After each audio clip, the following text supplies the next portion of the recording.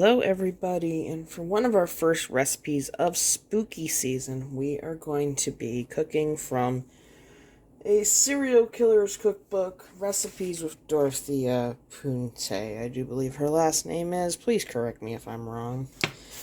She used to board people in her house, and then she would kill them for their life insurance money and their government money and everything and live off them for months. And if I remember the book right, she did this to almost, I think it was 7 people or more, but she's considered a serial killer. But she could cook really well. So we're going to try out her chicken calzones today. And for that, we're going to need kale, which I'm substituting for chard, chicken breast, cottage cheese, provolone cheese, Italian seasonings, spaghetti sauce, tomato sauce, garlic, and pizza crust. Well, you know the drill. Let's get going. One of the first steps is going to be to cook our chicken for the calzone.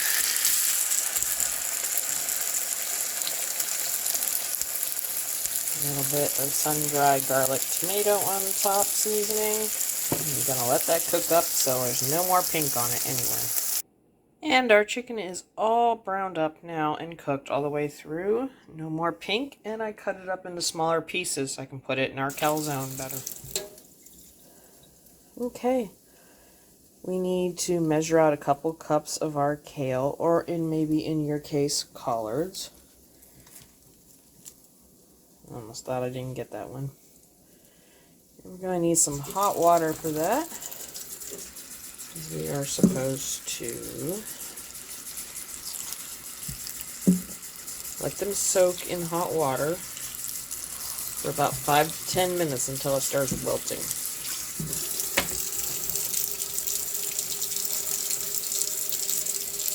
And I'll come back and show you that in a minute.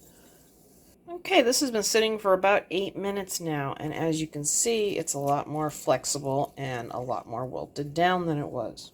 So, let's mix everything together and make a calzone. Okay, for our mixture, we are going to squeeze out all the water we had in that kale-chard and put it in our bowl. I've also cut up some provolone cheese I need to get rid of. And I'm going to add in a good half a cup of cottage cheese.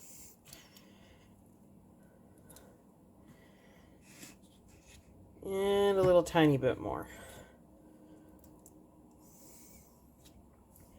Last but not least, we're going to add that chicken in there that we fried up. Alright, let's give that a good stir and we can start putting our calzones together. Alright, we have stretched out our pizza dough and we are going to pretend that there's a line here. So let's put some of our calzone filling over here.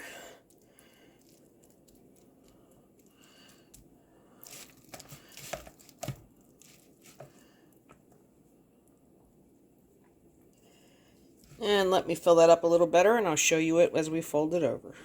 Alright, we have folded ours over, filled it up nice. Make one big calzone. What you're going to want to start doing is tucking and rolling in the edge of your crust. Trimming it off where you don't think you need it, maybe that piece there. And once you are, you're going to take a fork and press it in around the edges. I'll show you that in a second too. Okay, as you can see, we forked around the edges to seal it up properly. I even poked some holes in it, but you can't really see that because then I put some butter and garlic basil mixture on the top so that it has a nice flavor for that bread. Now, if you made a smaller one, you're going to want to cook it for 20 to 25 minutes, but I'm going to keep an eye on mine and cook mine 30 to 40-ish. So I'll let you know in the end how long mine cooked because it's a bigger one. Alright, let's get in the oven. You're going to set that to 350. Okay, our calzone browned up beautifully, and yes, I cut into it, and it looks really good inside. I've got a piece all ready over here to taste. Get a little bit of our sauce.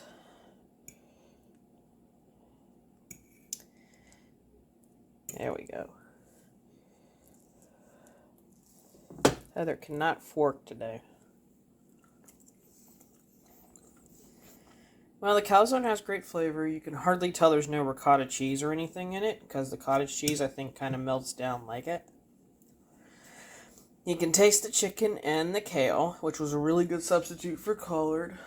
And overall, it has a really good flavor for a calzone. I never would have thought of this combo, but it's good.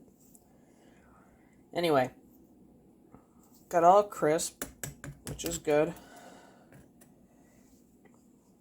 Alright, well, if you want to make this, have any ideas how I could have made it better, or want to make it yourself, or whatever, just leave me a like, leave me a comment, and let me know. And I will see you in the next video I make.